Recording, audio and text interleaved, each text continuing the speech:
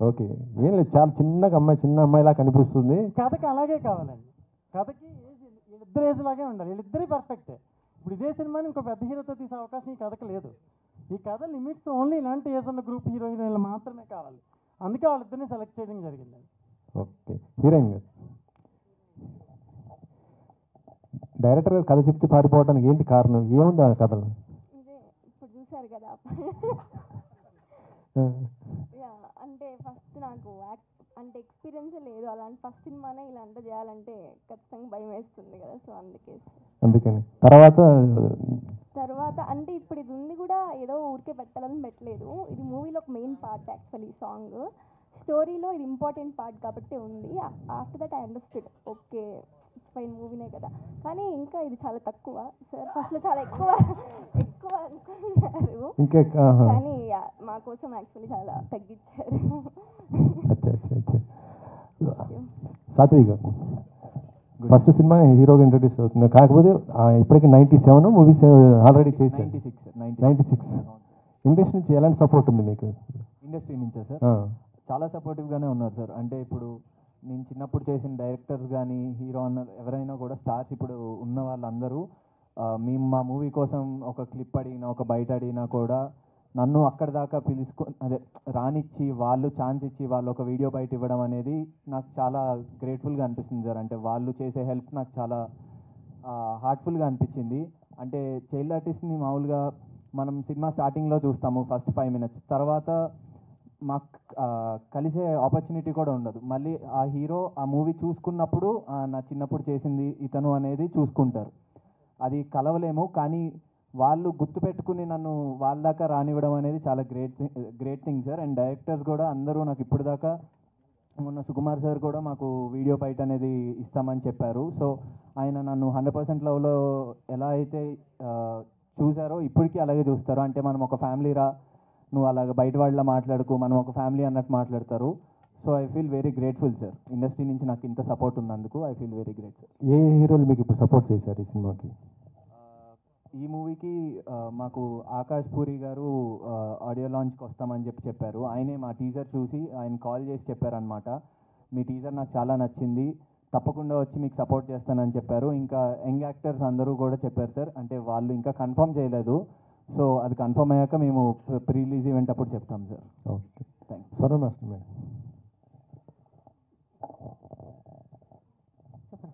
ఇందులో single card కదా, మీకు ఏ పాట బాగా నచ్చింది మేడం ఇందులో? అన్ని పాటలు బాగున్నాయి సార్, అన్ని పాటలు బాగున్నాయి. ప్రతి పాట కూడా సిద్ధార్థ్ చాలా బాగా ఇచ్చాడు.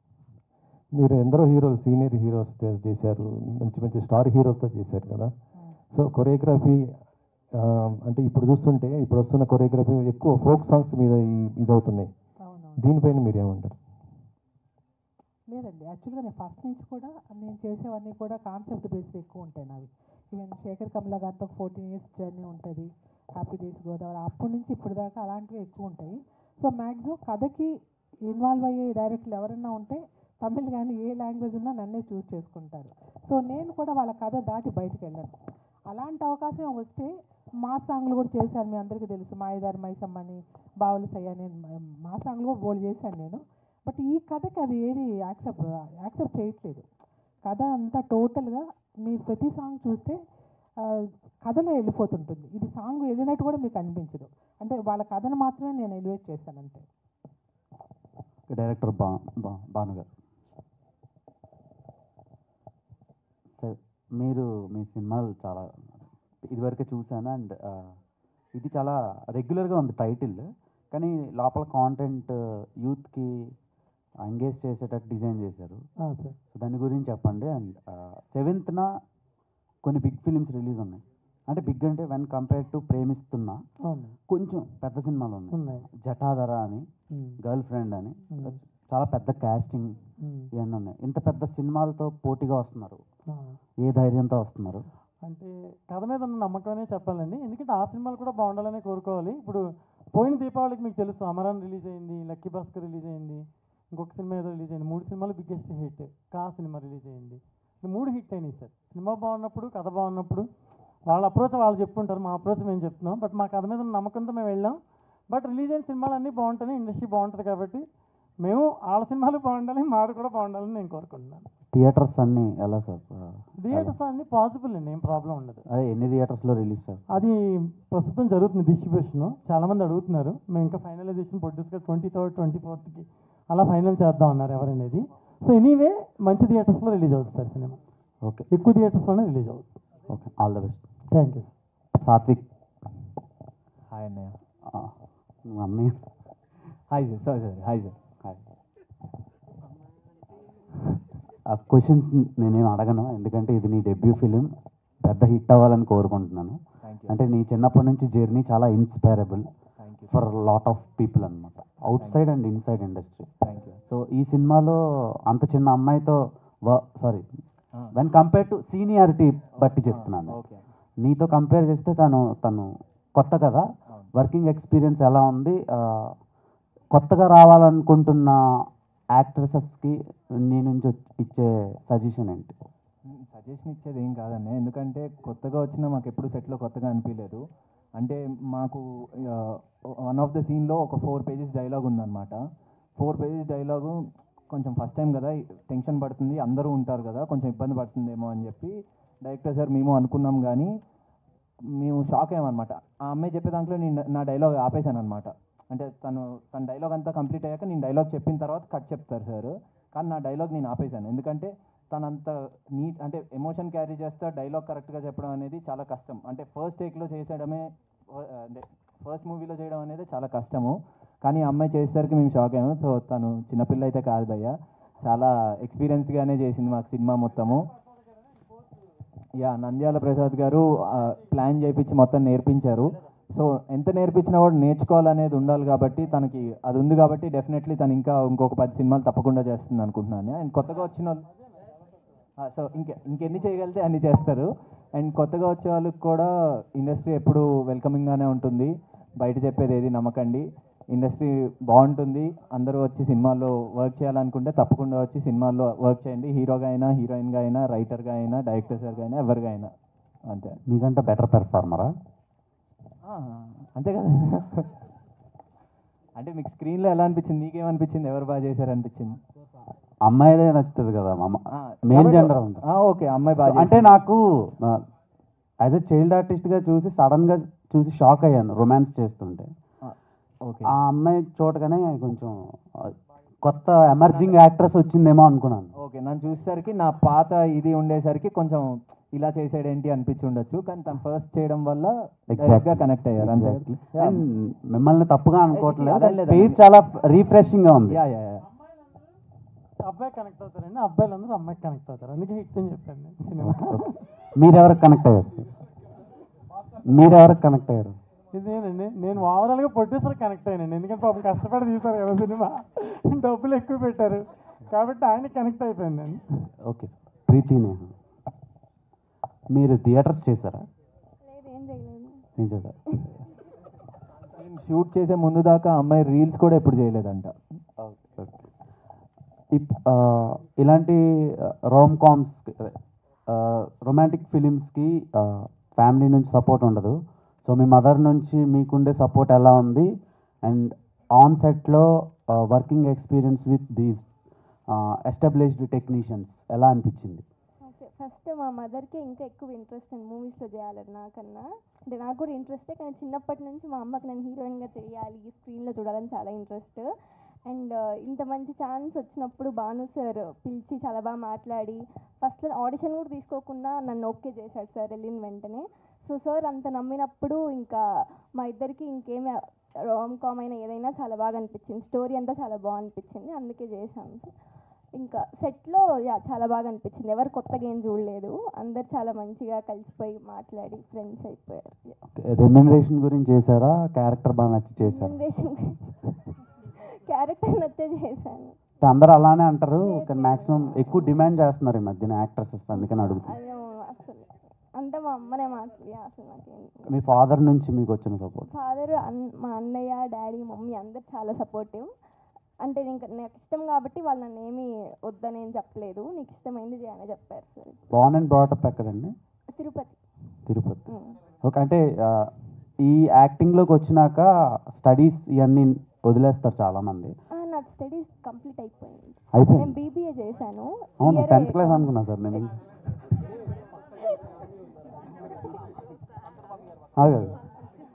అంటే ఇంకా చదువుతున్నా. బీబీ అయిపోయింది, డిగ్రీ అయిపోయింది. గ్రాడ్యుయేషన్. ఓకేనండి, ఆల్ ద వెరీ బెస్ట్ అండి. Thank you.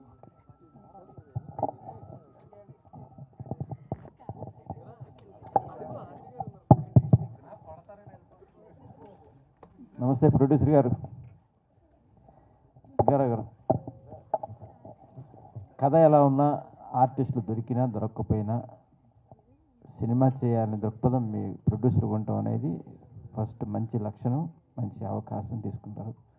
సో కథలో మీకు నచ్చిన పాయింట్ ఏంటి? కమర్షియల్ వాల్యూస్ ఎంత పెరుగుతాయి ఈ సినిమా ద్వారా?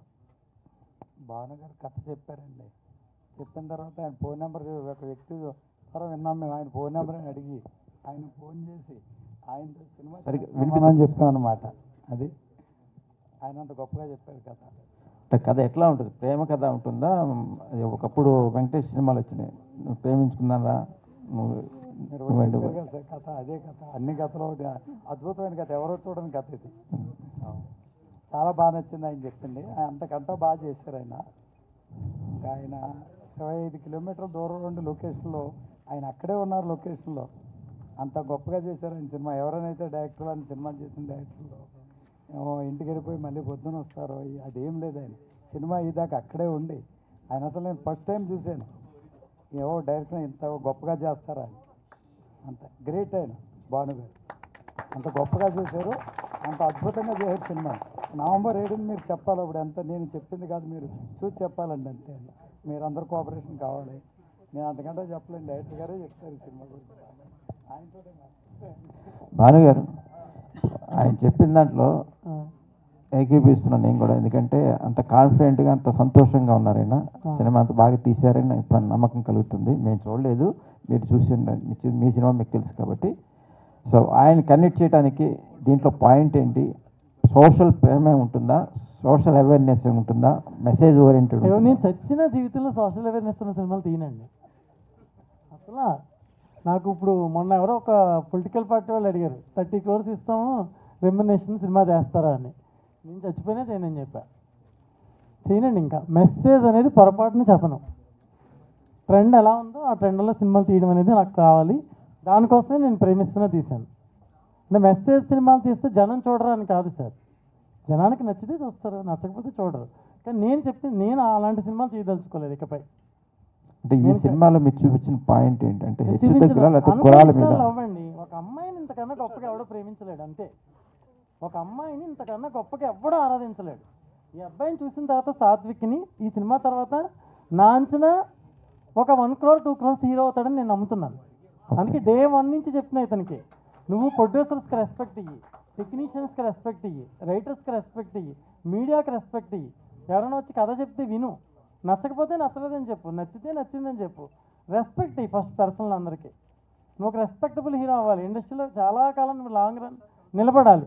ప్రౌడ్ తీసుకోవద్దు, నెత్తికి ఎక్కించుకోవద్దు. ఏది ఎవరు చెప్పింది వినొద్దు, నీ అంతరాత్మ చెప్పింది విను. నువ్వు చాలా గొప్ప హీరో అని చెప్పాను. ఇప్పుడున్న సోకాల్డ్ హీరోస్ ఎవరు ఇలాంటి క్యారెక్టర్ ఇప్పటివరకు చేయలేదండి. ఈ ఏజ్లో చాలా గొప్ప నటులు ఉన్నారు ఇండస్ట్రీలో, మనం ఎవరిని విమర్శించే హక్కు లేదు. కానీ ఈ ఏజ్ గ్రూప్ ఆఫ్ హీరోస్లో ఇంత గొప్ప యాక్టర్ని, నాకు ఎంత ఎక్స్పీరియన్స్ మీకు తెలుసు కదా. నేను ఎంతమందిని డైరెక్ట్ చేశానో మీకు తెలుసు కదా. చాలా సీనియర్ని డైరెక్ట్ చేశాను నేను.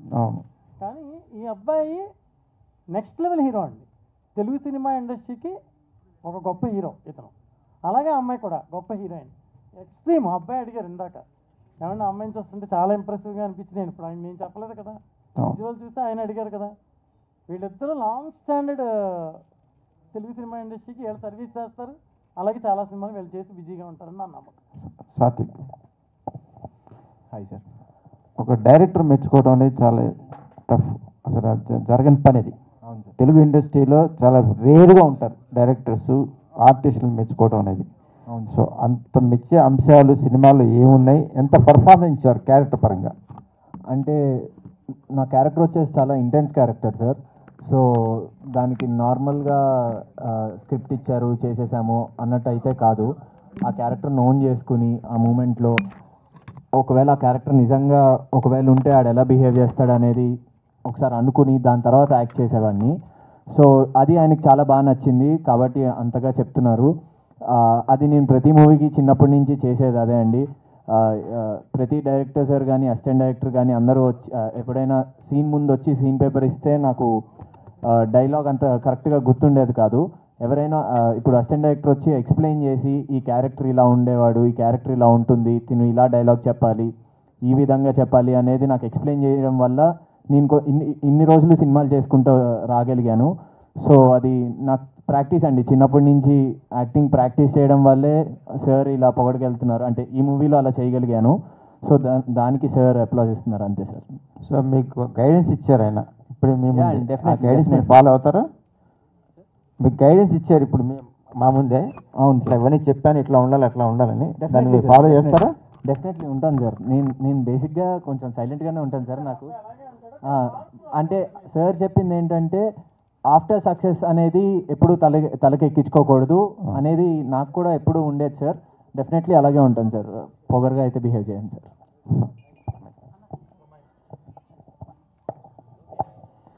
చాలా సంతోషం మేడం, మంచి క్యారెక్టర్ వచ్చిందని అనుకుంటున్నా సినిమాలో. సో మీ పర్ఫార్మెన్స్ కూడా బాగుంది. సో ఇవాళ యూత్కి ఇలాంటి అమ్మాయిలు కావాలి, అబ్బాయిలకి. సో మంచి పర్ఫార్మెన్స్ కనిపించినట్టు టీజర్లో కానీ సాంగ్లో కానీ. సో ఇంత ఎక్స్పీరియన్స్ ఇవన్నీ చేసిన తర్వాత మీ పేరెంట్స్ ఏం కామెంట్ చేశారు? ఇప్పుడు ఈ సాంగ్ ఇప్పుడే చూసారు సార్, సో తెలియదు అడగాలి సార్, అంటే వాళ్ళు కూడా ఇప్పుడే చూసారు, సో దిగిన తర్వాత అడగాలి, నేను తెలియదు నాకు వాళ్ళు ఎలా.